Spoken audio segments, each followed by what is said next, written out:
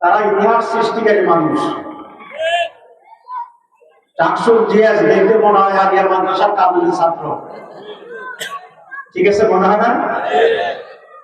এই যে একটা ব্যতিক্রম, চরিত্রবান, সৎ, যোগ্য, ঘটনমূলক মহান বিপ্লবের নায়ক, ওদের মর্যাদা আলাদা।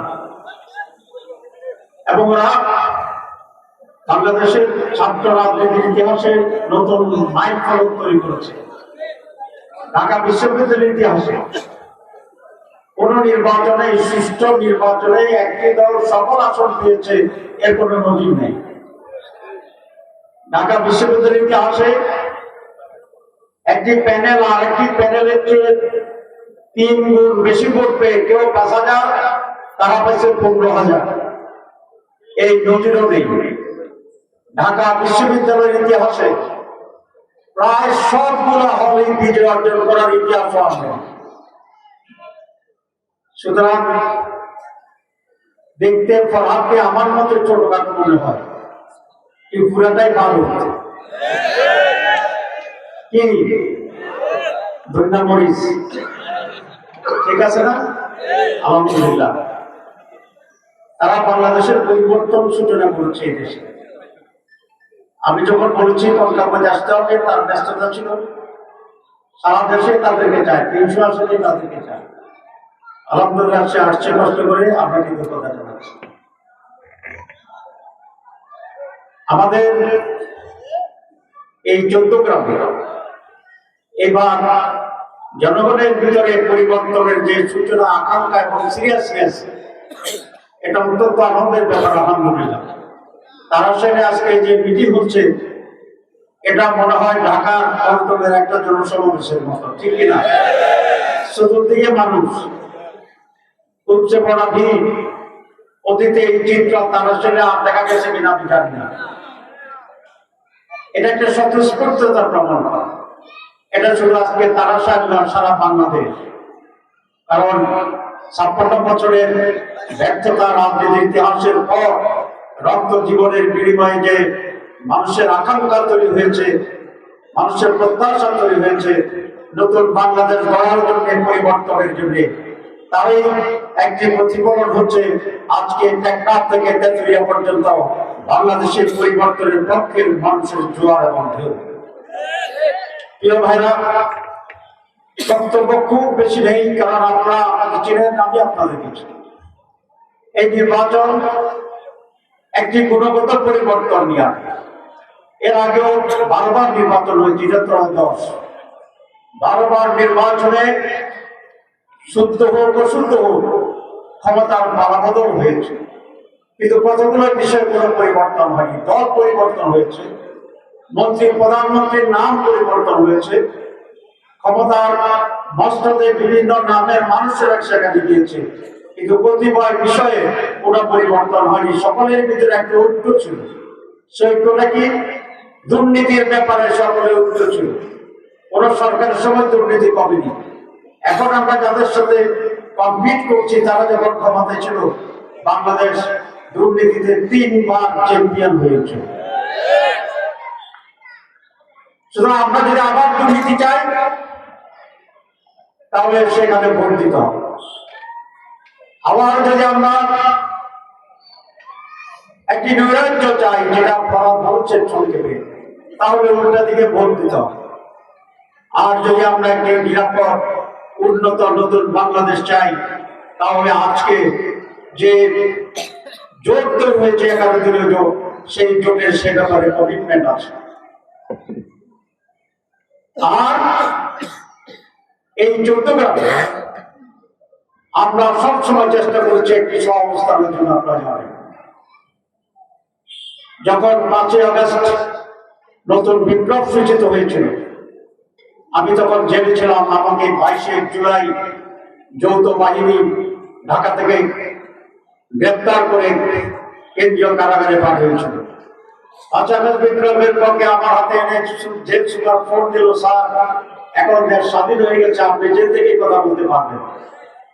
আমি জেল থেকে প্রথম যে ফোনটা করেছি 14 গ্রামে, যে 14 গ্রামে যেন কারো পরে কোনো প্রতিশোধ দেওয়া না হয়। এই কলকাতাতে অনেক জুলুম অত্যাচার হয়েছে, কিন্তু 5 আগস্টের পরে আমরা কি কারোর উপর কোনো অত্যাচার করেছি?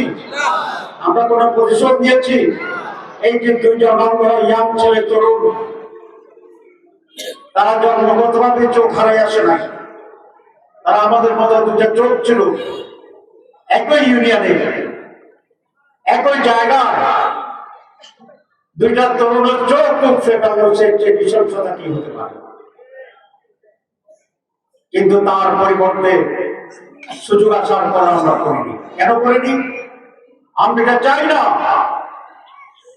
আপনার নৈরাজ্য চাই না, হত্যার রাজনীতি চাই না, খুনের রাজনীতি চাই না, দলে দলে হানাহানির রাজনীতি চাই না, চাঁদাবাজির রাজনীতি চাই না, দখলের রাজনীতি চাই না, জুলুমের রাজনীতি চাই না, বৈষম্যের রাজনীতি চাই না, অধিকারহীনতার রাজনীতি চাই না, ফ্যাসিবাদ চাই না, আধিপত্যবাদ চাই না। এবং সেটিকে চিরদিনের জন্য বাংলাদেশ থেকে বিতাড়িত করতে হলে আপনাকে নতুন করে সিদ্ধান্ত নিয়ে তাদেরকেই নির্বাচনে ভোট দিতে হবে যারা অতীতে পরীক্ষিত ভাবে সৎ। আমরা বলেছি আমরা ক্ষমতা আসলে দুর্নীতি নির্মূল করবো ইনশাআল্লাহ।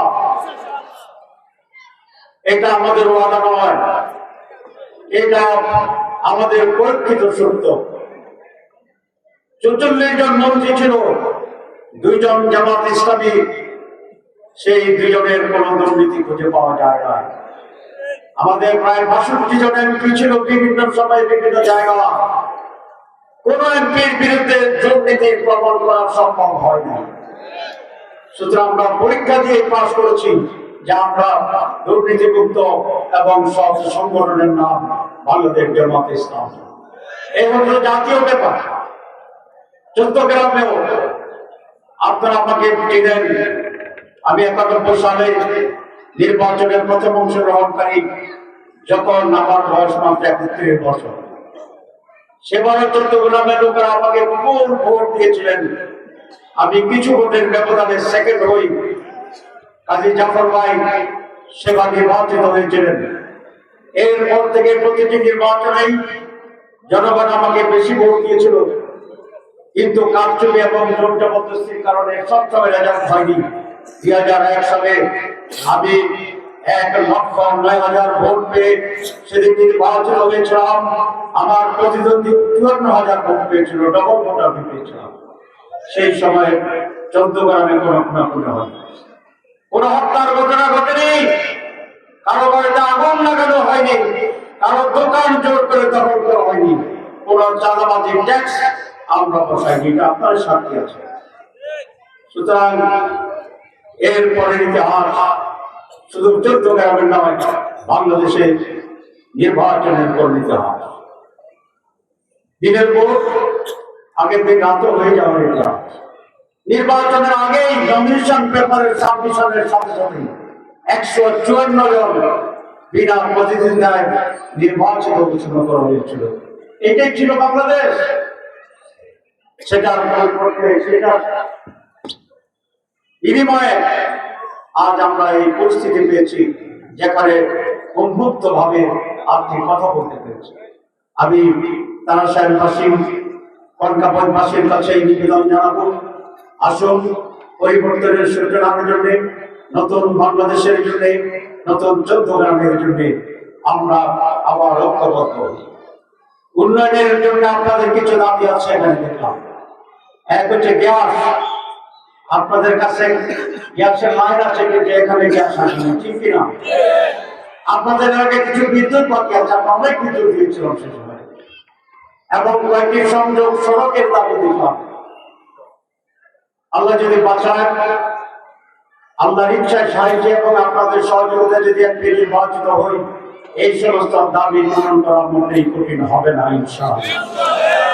আমি একটু সুখবর দিতে চাই, আমি কিন্তু এখন এমপি না, আমি মন্ত্রীও নই, কিন্তু এখনকার আমার রাজনৈতিক পরিচয় এবং প্রভাবের মাধ্যমে আমি চট্টগ্রামের জন্য 180 কোটি টাকা ডেভেলপমেন্ট প্রজেক্ট এদের মধ্যে পাস করেছি আলহামদুলিল্লাহ।